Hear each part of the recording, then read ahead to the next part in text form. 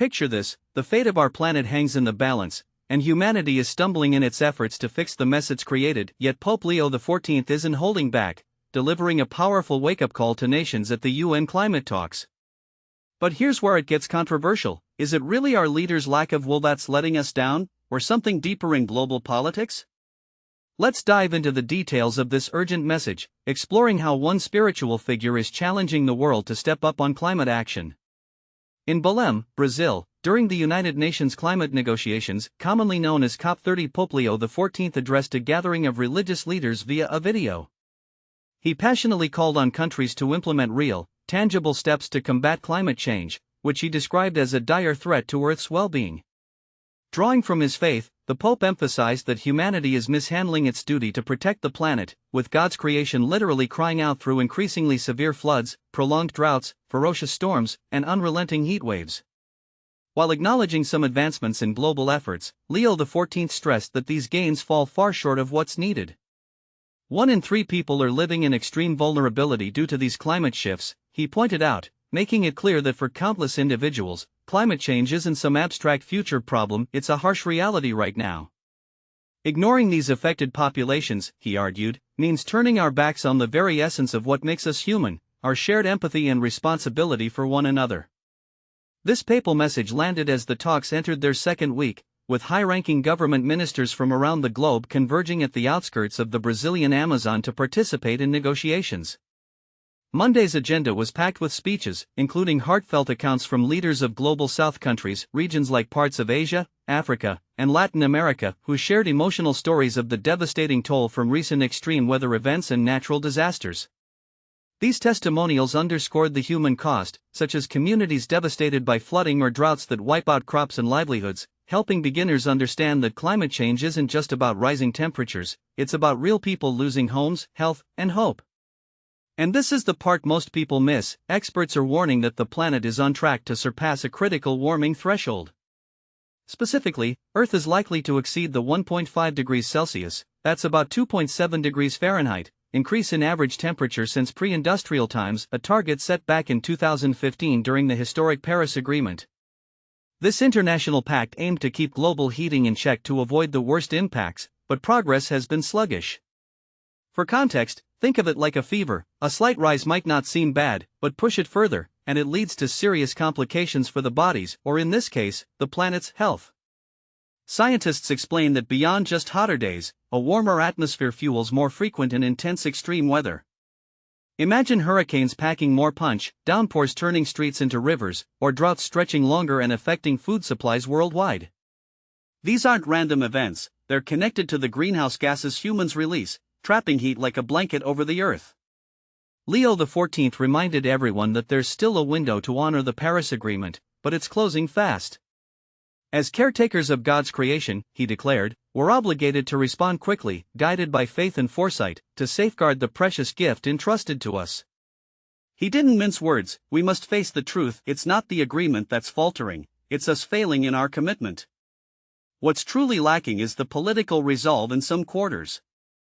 This straightforward critique highlights a controversial angle: while the pact provides a framework, its success hinges on leaders' willingness to act, sparking debates about whether economic priorities or international rivalries are the real roadblocks.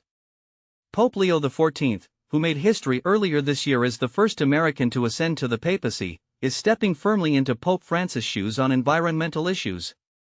Francis was known for his encyclical Laudato Si', which urged urgent action on climate, and Leo has embraced that legacy, including firmly rejecting those who doubt the science of climate change. For newcomers to this topic, think of it as a family passing down wisdom. Leo is continuing the tradition of using religion to advocate for the Earth, much like how some faith leaders have historically championed social justice causes. Meanwhile, the United States, the planet's second largest emitter of greenhouse gases after China, is notably absent from these talks. President Donald Trump, in a recent UN General Assembly address, dismissed climate change as the greatest hoax ever foisted upon the globe.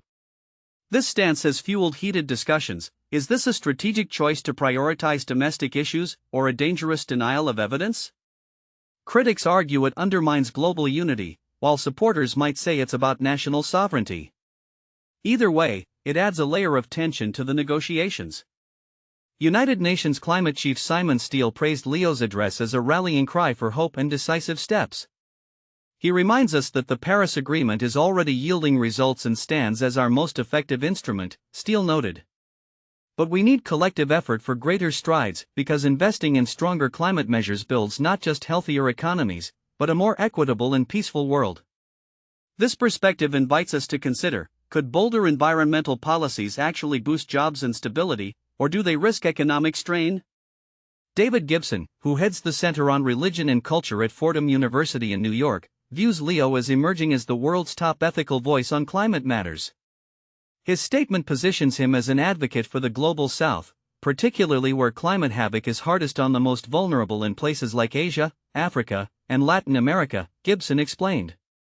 Drawing from Leo's background, he spent years as a missionary in Peru and is now a Peruvian citizen. The expert added that this gives the Pope a distinctly Latin American perspective and compassion.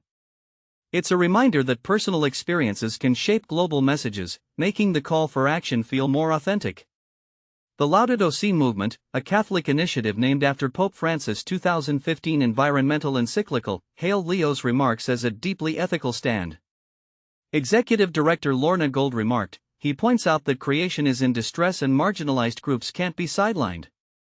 His message pierces through the buzz of diplomatic talks, urging leaders to focus on what counts, our collective humanity and the pressing need for brave, kind, and fair responses. As we reflect on this, it's worth pondering, do you agree that political will is the biggest barrier to climate action, or is there a role for individual choices in turning the tide?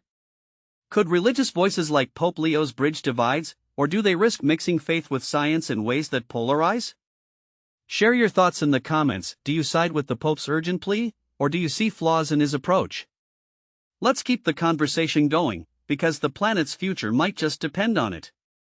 The Associated Press reporting on climate and environmental issues is supported by several private foundations. AP maintains full editorial control over all content. For details on their guidelines for collaborations with philanthropies, including a roster of supporters and areas of funded coverage, visit ap.org.